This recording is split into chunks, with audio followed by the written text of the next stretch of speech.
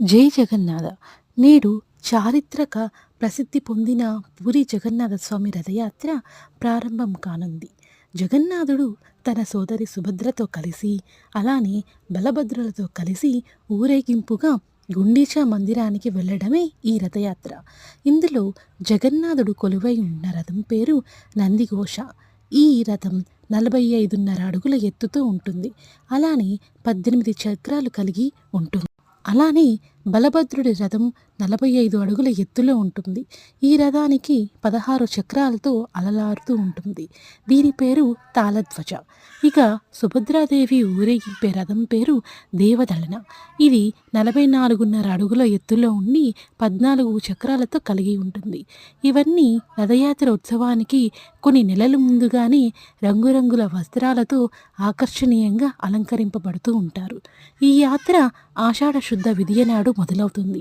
గుండీచా ఆలయానికి ఊరేగింపుగా వెళ్ళిన ఈ దేవతలు 9 రోజులు అక్కడే గలిపి మళ్ళీ దేవాలయానికి తిరిగి వస్తారు. చెరా పహార అనేది ఈ ఉత్సవంలో చెప్పుకోదగిన ఒక విధి.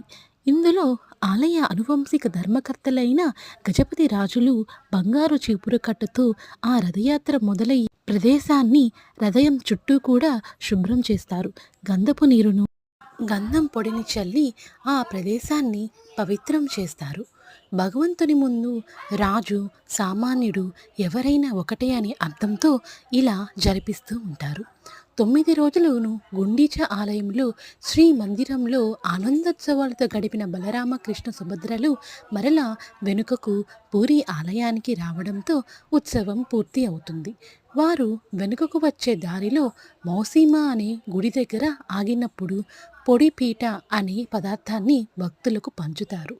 ఈ రథయాత్ర పురాణాల కాలం నుంచి జరుగుతుందని చాలామంది చెబుతుంటారు.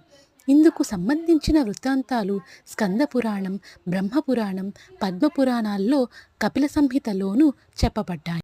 ఈ 10 రోజులు వరిస్సా అంతటా ఆనందోత్సవాలతో వెల్లివిరుస్తూ ఉంటాయి. దేశం నలుమూలల నుండే కాక విదేశీయులు కూడా ఇక్కడికి వచ్చి స్వామివారి దర్శనం చేసుకుంటారు. ఎంతోమంది ఈ ఉత్సవాల్లో పాల్గొంటూ ఉంటారు. చాలామందికి సందేహం ఉంటుంది, ఎందుకు ఇలా ఊరేగిస్తారు అని. స్వామివారి ఆలయంలోకి హిందువులకు మాత్రమే అనుమతి ఉన్నాయి. కాకపోతే వేరే మతస్థులు చూడడానికి మరియు చూడలేని వారు చూడడానికి స్వామి స్వయంగా భక్తుల కాడికి వస్తూ ఉంటారు. భక్తుల కోసం ఏకంగా గర్భాలయం నుంచి విగ్రహాలను తీసుకొచ్చి స్వామి మనని స్వామి చూడటం ఇక్కడ మాత్రమే జరిగే విశిష్టత. సో జై జగన్నాథ, జై జగన్నాథ, జై జగన్నాథ.